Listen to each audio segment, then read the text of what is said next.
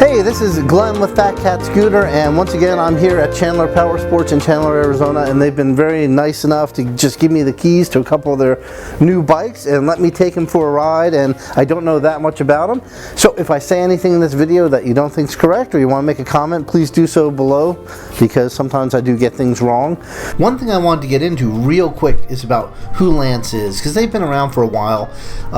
I really didn't know much about their quality, but reading on their website and looking at their vehicles today, in 2009 what happened is Lance got involved with Sanyang Motor Company, or as we all know, SYM, just in that fantastic Taiwanese brand.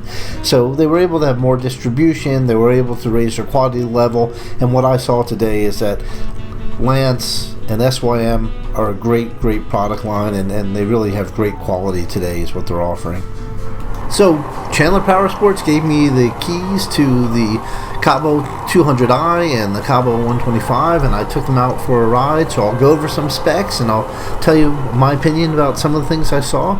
The first thing I do want to say is both these bikes were really even higher than I thought as far as quality level, quality of build. Just really well done, especially for the price. I believe one is 20. I'm going to need to look at the price, but one's $2,900. The other one is about $700 less.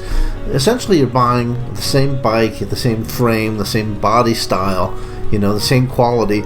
But there's the major differences would be the engine and the brakes. So we'll talk about that. So, for instance, on the 200i, it's technically a 169cc bike. And whereas on the other bike, it's a 125cc scooter. And I'm just looking at the specs as I'm talking to you. But another thing to note is the top speed. They're fairly accurate on what they have on their specs. At least for me, I'm a bigger guy, and the 200 did top out at about 65 miles an hour. And the 125, I don't know if I got it to the top. It takes a while on the smaller bike to get to the top speed, but I got it to about 55 miles an hour. So besides the engine size, probably the biggest difference is the brakes. The 200 Cabo has disc brakes front and rear, and they are fantastic. I believe that the 125 has disc brakes on the front, drums on the rear, and they're good. They're definitely not bad brakes, but they're good. Something else I thought was interesting is they list the weights as exactly the same, which I wouldn't think they would be, but if I got that right, they're exactly the same, but they felt about the same. So I'll continue on. I got to say right away, the 200i for the extra $700, the bigger engines, the disc brakes front and back, I personally think it's well worth an extra $700. Both bikes are what you'd expect for the size of the engines and the speed. The Cabo 200i, I'll tell you what, from taking off at a stoplight, really has very nice acceleration. The 125 has exactly what you'd expect for 125 acceleration. It's definitely not the fastest, but it's comparable to any 125 I've ever ridden. It does take quite a while to get to the top end speed, but it does get you there. The 200i is really just first class for the size of the engine. Just a couple other things. One thing that I noticed when I was riding, and I noticed on the website, is they have something called CBS Combined Braking System. So if I have my facts right, it looks like as you're braking either lever, it's actually pushing the brake, pushing both brakes front and back. The instrument panel is very nice looking, very clear to read.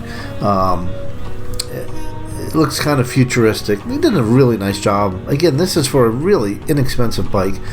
The seat, believe it or not, was the thing that might have impressed me the most on both seats.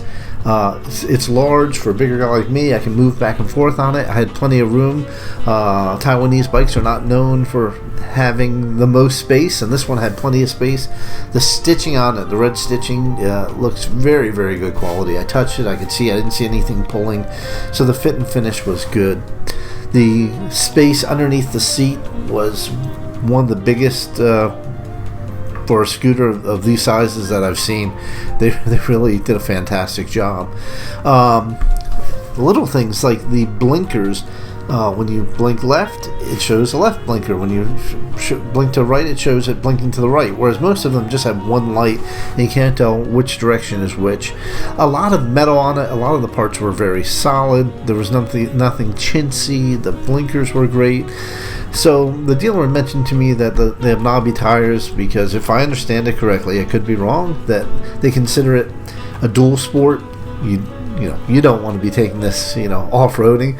But I did take it down some gravelly roads just in the short ride I took around the area, and it was, both of them were fantastic, as long as you make sure you have the right air pressure, because I made that mistake.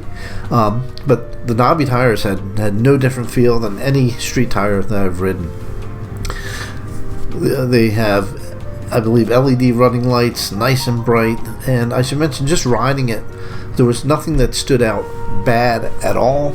Everything felt normal. Everything felt very agile, and I believe one of these bikes, and I'm going to forget which, has a kickstart. I think it's the 125, and then I believe both of them have a side stand and a center stand. And I mentioned these because these are things that normally you'll only see on much more expensive bikes. So again, 2 thumbs up. If I had any doubts about Lance, these 2 bikes have changed my mind.